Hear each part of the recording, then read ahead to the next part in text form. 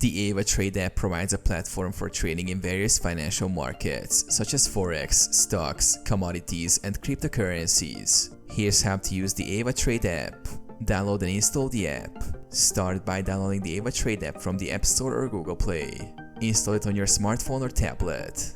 Create an account. Once the app is installed, open it and sign up for a new account. You will need to provide personal information and verify your identity to comply with regulatory requirements. Deposit funds. After creating your account, you can fund it by selecting a payment method such as credit or debit cards, bank transfers, or e-wallets.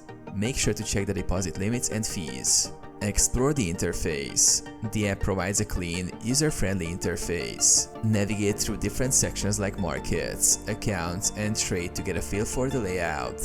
You can view real-time charts, financial instruments, and market news. Placing trades. Choose the asset you want to trade.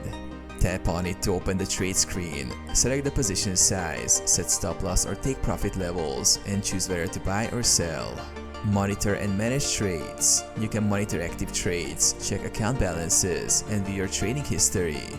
The app also lets you set alerts for market price movements.